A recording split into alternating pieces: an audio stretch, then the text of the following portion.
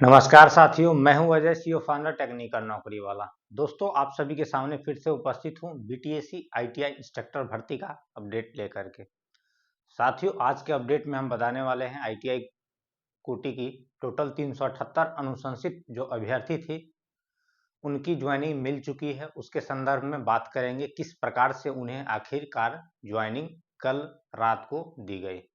वहीं बात करेंगे बीटीएससी के अंतर्गत जो लंबित आईटीआई इलेक्ट्रीशियन ट्रेड का रिजल्ट है और साथ ही डिग्री डिप्लोमा ट्रेड का रिजल्ट है, तो उनके लिए एक्सपेक्टेड टाइम क्या हो सकती है, इसी पर हम आज चर्चा करेंगे। इससे पहले साथियों बात करेंगे आज का जो हमारा आप बैकग्राउंड में देख रहे हैं, यूनिटी का जो सिंबल है, एकता में ही बल होता है, इस लोकोक्ति को चरितार्थ किया है हम ही आप में से कुछ साथियों ने। साथियों, हम बात कर रहे हैं वो 378 अनुशंसित अभ्यर्थियों के जिनका अनुशंसा ऑलरेडी बीटीएससी के द्वारा विभाग में किया जा चुका था और वे साथी बार बार विभाग की ओर रुख कर रहे थे और उन्हें आश्वासन पे आश्वासन मिल रहा था।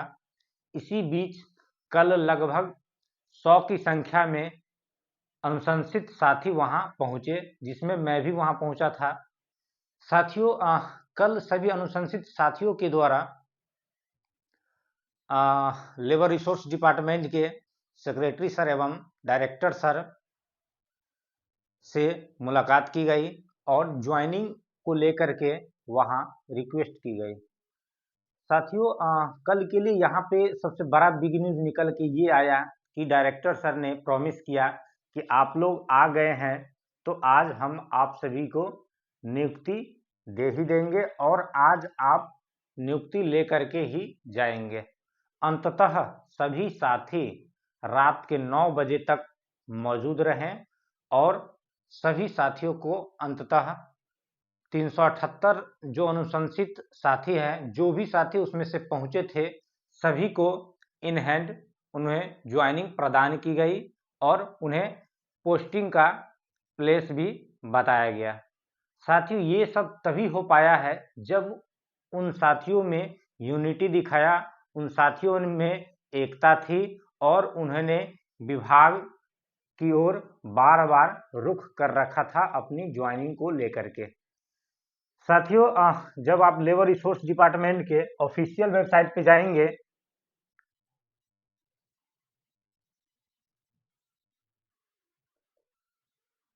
तो आपको ज्वाइनिंग से रिलेटेड नया नोटिफिकेशन देखने को मिल जाएंगे।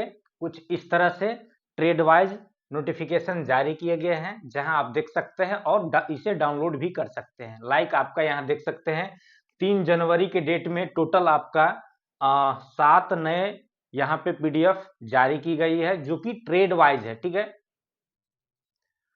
लाइक आपका ऊपर में देखिए फीटर ट्रेड का है, मेरिट, फाउंड्री मैन का joining, electronic mechanic, mechanic tractor, draftsman mechanic, machinist एवं वायरमैन इत्यादि टोटल 7 नए प्रकार के आपको साथियों नोटिफिकेशन देखने को मिलेंगे। तो पहले चर्चा कर लेते हैं ये जो ज्वाइनिंग दी गई है किन किन शर्तों के तहत दी गई है और इन सभी साथियों को मैं पहले बधाई भी देना चाहता हूं। ठीक है, मेनी मेनी कॉन्ग्रेचुलेशंस, बधाई हो। और हम सभी एक ही पार्ट है और आज आपको अंततः नियुक्ति मिल गई है। आगे पीछे सभी साथियों को नियुक्ति होनी है। लाइक इलेक्ट्रीशियन ट्रेड हो गया, अभी पेंडिंग है। इसके अलावा डिग्री डिप्लोमा के टोटल 1279 सीटों पर अभी मेरिट जारी होनी है। उन तमाम साथियों को आगे पीछे नियुक्ति तो होनी है।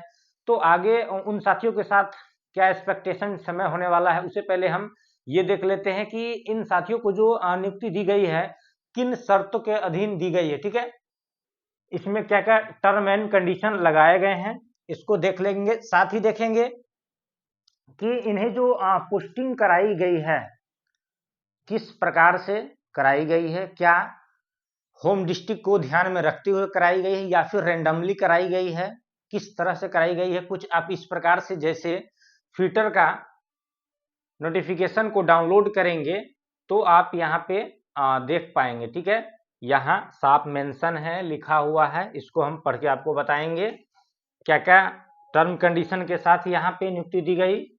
बताया गया बिहार तकनीकी सेवा आयोग पटना द्वारा निदेशालय नियोजन एवं प्रशिक्षण कक्ष श्रम संसाधन विभाग बिहार पटना के नियंत्रणाधीन बिहार औद्योगिक प्रशिक्षण अनुदेशक संवर्ग के व्यवसाय अनुदेशक फीटर, ठीक है, के पदों पर नियुक्ति हेतु अनुशंसित निम्नलिखित अभ्यर्थियों जिनके अस्थायी अथवा अस्थायी पदों से चरित्र एवं पूर्ववृत्त सत्यापन प्रतिवेदन अप्राप्त है को अधोलिखित शर्त के अधीन मूल कोटि के व्यवसाय अनुदेशक के वेतनमान लेवल 6 में राज्य सरकार द्वारा समय समय पर स्वीकृत अनुमान भत्तों के साथ योगदान करने की तिथि से औपबंधिक रूप से नियुक्ति किया जाता है तथा उनके नाम के समक्ष स्तंभ 6 में अंकित स्थान पर अगले आदेश तक पदस्थापित किया जाता है।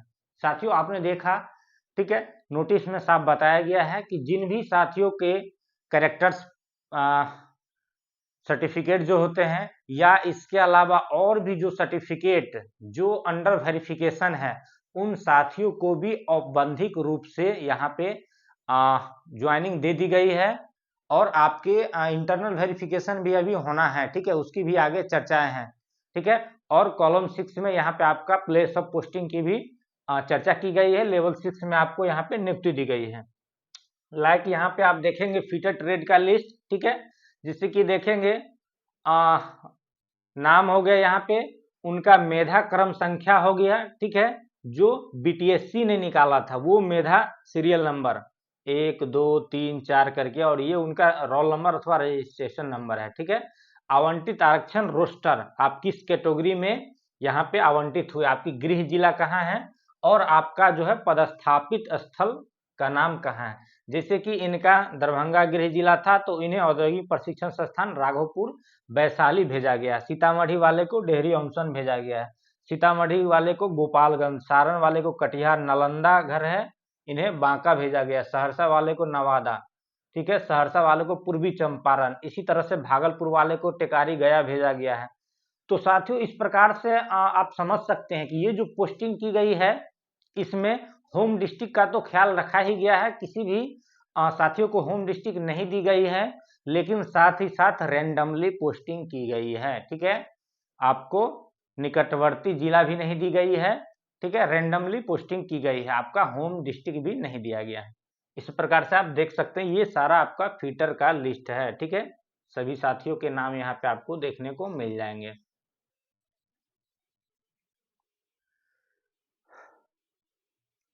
इसी के साथ साथियों चर्चा करेंगे आगे इसमें और क्या क्या टर्म कंडीशन है, ठीक है, इनकी नियुक्ति के साथ क्या क्या टर्म कंडीशन और जोड़ दिया गया है उसको भी पढ़ेंगे।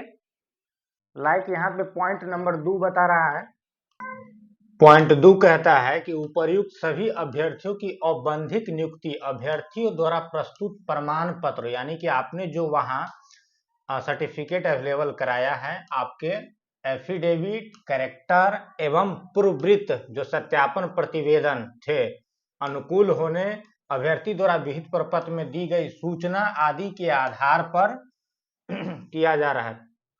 अनुभव प्रमाण पत्र सहित इन प्रमाण पत्र की जांच पदस्थापित कार्यालय प्रधान द्वारा कराई जाएगी। साथियों साफ बता दिया गया है कि आपकी एक्सपीरियंस सर्टिफिकेट और साथ ही आपने जो भी डॉक्यूमेंट्स अवेलेबल कराया है, तो जहां आपका प्लेस ऑफ पोस्टिंग होगा, जहां जिस कार्यालय में आप अपना योगदान देंगे वहां के अधिकारियों के द्वारा आपके डॉक्यूमेंट्स की वेरिफिकेशन करवाई जाएगी लोकल स्तर पर, ठीक है।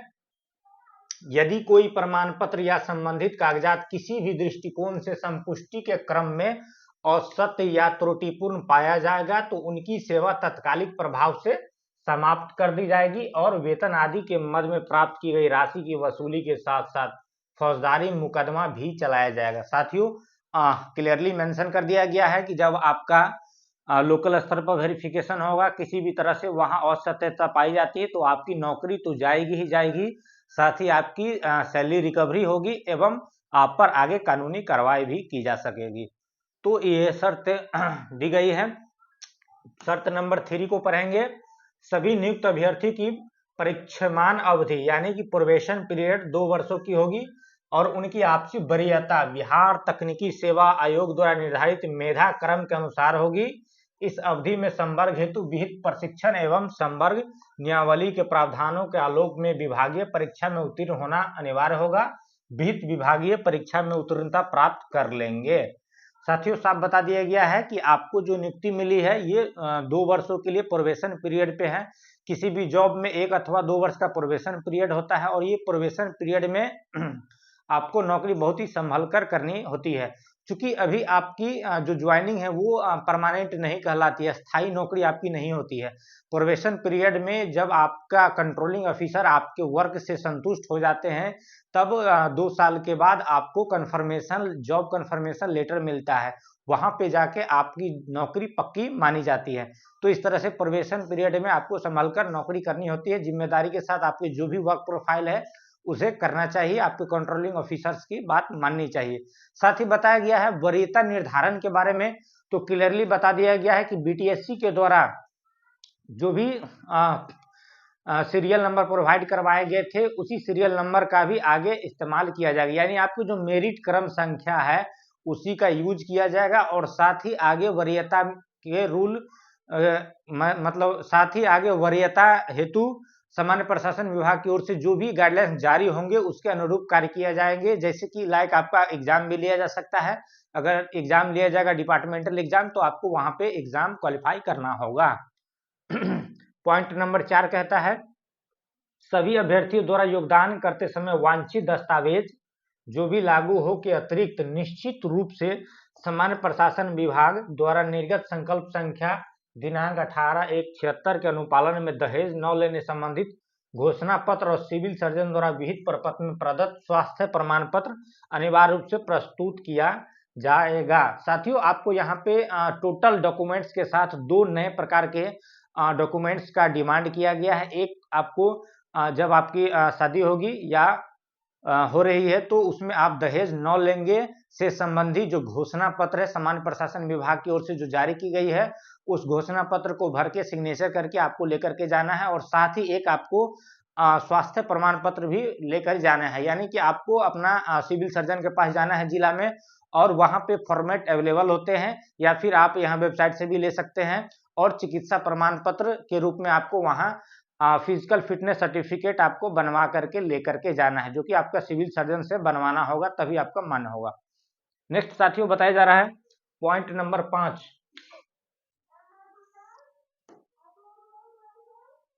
पॉइंट 5 बताया जा रहा है कि सामान्य प्रशासन विभाग द्वारा निर्गत संकल्प संख्या 1/4/2003 के अनुपालन में प्रत्येक अभ्यर्थी उनके अभिप्रमाणित फोटोयुक्त नियुक्ति पत्र निर्गत किया गया है, जिसे योगदान करने के समय मूल रूप से प्रस्तुत करना होगा। साथियों यहाँ पे आपको विभाग की ओर से 2 तरह के पत्र मिले होंगे, ठीक है। पहला आपका ज्वाइनिंग लेटर और दूसरा पोस्टिंग लेटर। जो ज्वाइनिंग लेटर होता है उसमें आपका फोटो भी होता है, ठीक है। वही बताया गया है कि आपको फोटो सहित जारी किया गया है।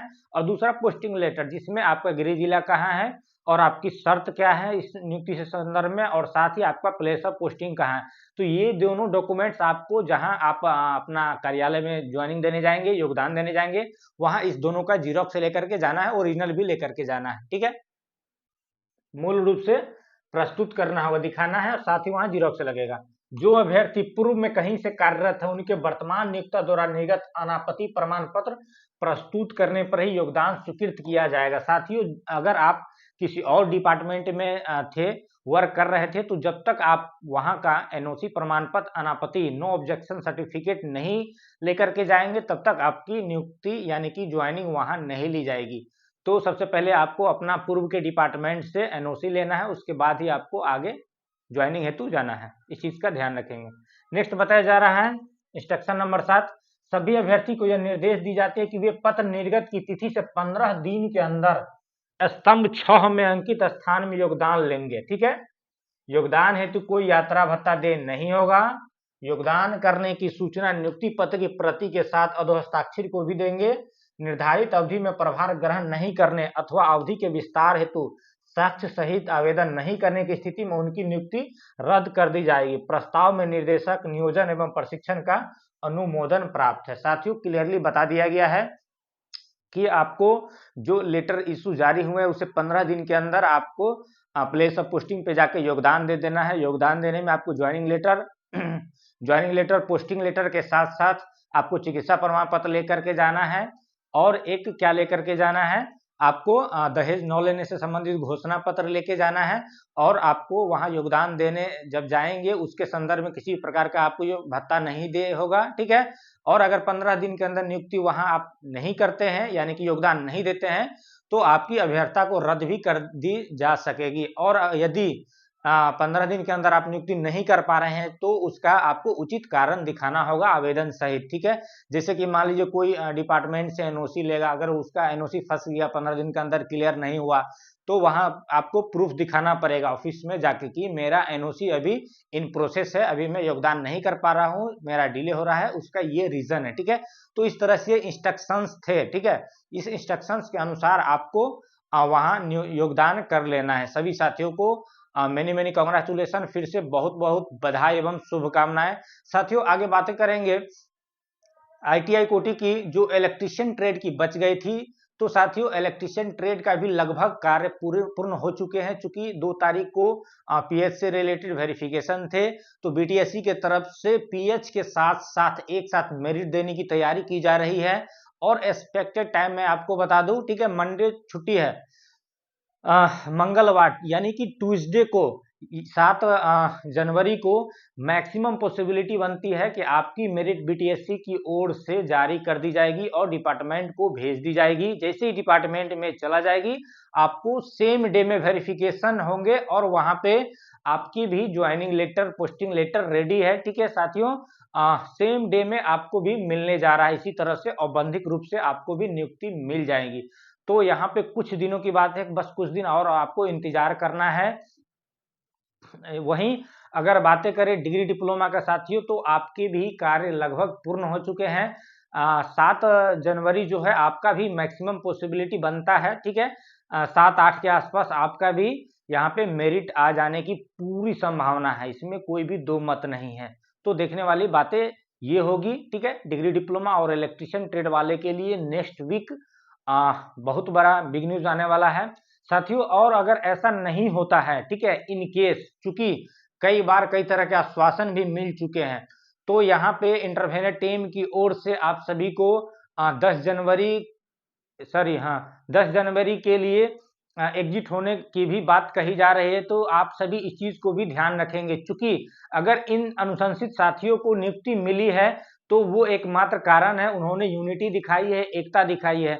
तो साथियों अगर आपका नेक्स्ट वीक में नहीं आता है किसी भी कारणवश, तो यहाँ पे आपको अब यूनिटी दिखाने की जरूरत है और आपको यूनिटी दिखानी चाहिए, और आपको अपने हक के लिए आपको भी लड़नी चाहिए यूनिटी दिखा करके, चूंकि एकता में ही बल है और इस बल का ही आपको सुखद परिणाम देखने को मिले हैं। तो साथियों आज का ये अपडेट था, ठीक है। नेक्स्ट वीक आप आशा करते हैं किसी भी प्रकार से आगे प्रोटेस्ट इत्यादि करने की जरूरत न पड़े, एज पर माई नॉलेज, ठीक है।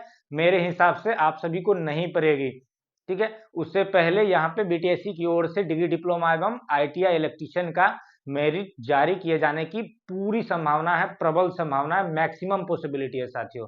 लेट्स देखने वाली बातें होगी आखिर होता क्या है, क्योंकि कई बार पूर्व में भी ऐसा क्लोज न्यूज आ चुके हैं, लेकिन ऐसा हुआ नहीं है। हालांकि इस बार मुझे नहीं लगता है कि फेल होगा। तो देखने वाली बात है, नेक्स्ट वीक आप सभी के लिए भी बहुत बड़ा बिग न्यूज आने वाला है और खुशखबरी आने वाली है, ठीक है। तो आप सभी धैर्य के साथ नेक्स्ट 7-8 जनवरी का इंतजार करें, मतलब बिफोर 10 जनवरी, ठीक है, इंतजार करें। आप सभी के लिए भी आप बीटीएससी के ऑफिशियल वेबसाइट पर देखने को मिलने की पूरी संभावना है। तो साथियों आज का यही अपडेट था। आप सभी जो नवनियुक्त साथी है उन सभी को मेनी मेनी कांग्रेचुलेशन, फिर से बहुत बहुत धन्यवाद। आप सभी लोग जो ऑलरेडी जॉब नहीं कर रहे थे, ठीक है, आज से कल से आप सभी नौकरी में आ चुके हैं। आप जाएं अपने ऑफिस, जो भी ऑफिस आपको अलॉट किया गया है वहां आप अपने अधोहस्ताक्षरी से यानी कि कंट्रोलिंग ऑफिसर से कांटेक्ट बनाएं और आय की प्रक्रिया को अपनाएं एवं अपना योगदान देना सुनिश्चित करें। बहुत बहुत धन्यवाद।